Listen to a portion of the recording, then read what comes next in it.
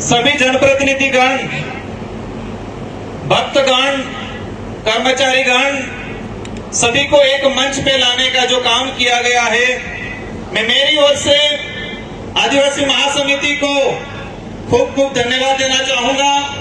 ये जो आयोजन किया गया है, हमारे पूर्व वक्ताओं ने, कई साथियों ने बताया कि राजनीतिक विचारधारा कहे कि मतभेद हो सकता है, लेकिन समाज की जाजम को लेके, समाज के हक अधिकारों को लेके, समाज में जो कुरीतियां हैं उनको दूर करने को लेके, समाज के इतिहास को जिंदा करने के लिए, समाज की संस्कृति को कायम करने के लिए आज ये एक मंच पे आए हैं। और मैं जो आयोजन कमेटी को कहना चाहूंगा, हम सबका उद्देश्य है आदिवासी समुदाय के हित में काम करना, आने वाली पीढ़ी का भविष्य निर्माण करना।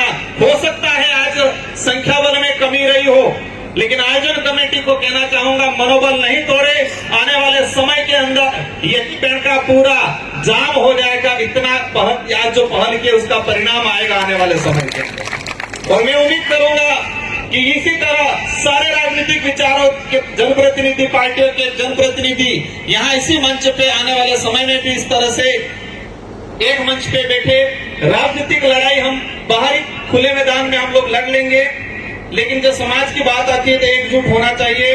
वक्त काफी हो चुका है। मैं आयोजन कमेटी ने मुझे अध्यक्ष बनाया, लेकिन मैं पहले समय ले लिया, उसके लिए क्षमा चाहूंगा पूरे मंच के अतिथियों से। बातें बहुत सारी हैं, मैं 2-3 बातों पे आप सभी का ध्यान आकर्षण कराना चाहूंगा। पहली बात, ये मैंने पर्चा जो पढ़ा, इस पर्चे में लिखा हुआ है मोटी मोटी बात कि आदिवासी समुदाय के लिए सरकार से कुछ महत्वपूर्ण मांगों को पूरा कराना, प्रकाश डालना। दूसरा बिंदु है कि आदिवासी समुदाय के हक अधिकार, इतिहास, संस्कृति, आदिवासी समुदाय में कुरीतियां जो फैल रही है, डीजे वीजे, नशा मुक्ति, ये सारी चीजें, इन 2 बिंदुओं पे फोकस करके आज जो कार्यक्रम कराया गया है, तो मेरा पहला सुझाव है, और मैं उम्मीद करूंगा आप सभी जो पांडाल में विराजमान है और मंच पे बैठे हुए सारे अतिथि इस बात को मानेंगे। इतिहास से कॉन्फिडेंस आता है। एक स्कूल के अंदर 35 बच्चे बैठे हैं, टीचर खड़ा करके पूछता है किसी बच्चे को, खड़ा हो जा, क्या नाम है, फिर पूछेगा तेरे पिताजी क्या करते हैं। अगर किसी बच्चे का पिता टीचर होता है, ठेकेदार होता है, तो गर्व से कहता मार बाप तो टीचर है, मास्टर है इनके, मार बाप तो नेता है, सरपंच इनके। और किसी बच्चे का बाप अगर बेचारा कुछ नहीं करता है, मजदूरी करता है, खेती करता है, तो उस बच्चा धीरे हो के कैसे नहीं करता है, वो कॉन्फिडेंस नहीं आता है, डरता है बेचारा कि मेरा बाप कुछ नहीं कर रहा है। वही चीज हमारे अंदर कॉन्फिडेंस तब आएगा कि हमारा इतिहास हमको पता होगा, और इतिहास जीवित रहेगा तो हमारे अंदर कॉन्फिडेंस आएगा। इस देश के इतिहास में सबसे ज्यादा खून पसीना अगर बहा है, मुगल आए, राजा रजवाड़े आए, अंग्रेज आए, सबके सामने लड़ाई लड़ी है सबसे ज्यादा आदिवासियों ने, और इस देश की धरती पे सबसे ज्यादा खून आदिवासियों का बहा है। लेकिन इतिहास के पन्नों में इन लड़ाइयों को नहीं लड़ाइयों को नहीं बताया जाता है। अभी हाल ही के अंदर राणा पूजा को लेके मामला चल रहा है। कल ही मेरे पे फिर वापस कोर्ट से नोटिस आया है कि आपने भील कैसे बोला। 2 बार कोर्ट से मेरे पे नोटिस आ गया है। 2 दिन पहले संभाग के आयुक्त के पास जाके कुछ तथाकथित संगठन जाके ज्ञापन दे रहे हैं कि राणा पूजा भील नहीं है।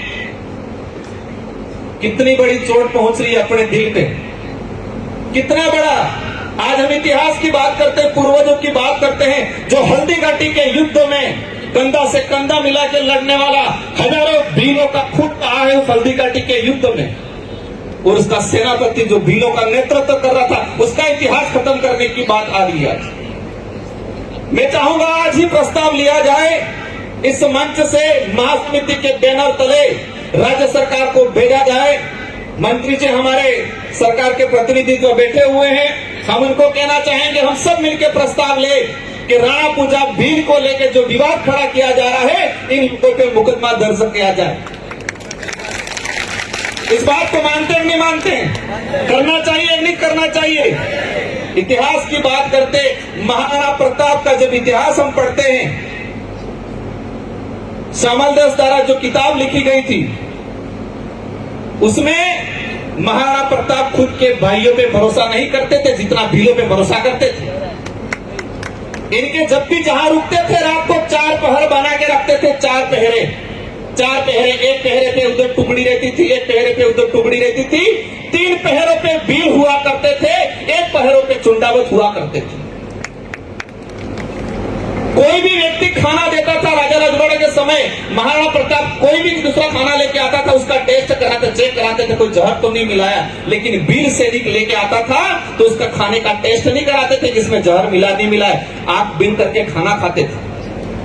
आज उस इतिहास को खत्म करने की बात की जा रही है। तो पहला ये, सेकंड नंबर पे, और आरक्षण को लेके, प्रशासनिक सेवा में आरक्षण की लड़ाई को लेके हम लोग तैयार रहेंगे। लेकिन ये जनगणना हो रही है, उस जनगणना के अंदर हमारे आदिवासी समुदाय के जो वीर समुदाय जिनका मीणा हो गया है वो संशोधन किया जाए। इसके बाद हम एग्री हो जाएंगे, एक राज्य सरकार की तरफ से अधिसूचना जारी करा दी जाए। इन्हीं शब्दों के साथ शराबबंदी को लेके, पैसा एक्टों को लेके, 5वीं अनुसूची को लेके काफी चीजें हैं, हमारे काफी वक्ता बाद में हम बोलेंगे। और मेरे पंडाल में विराजमान सारे अतिथियों, सारे जो हम आप भी अतिथि हो,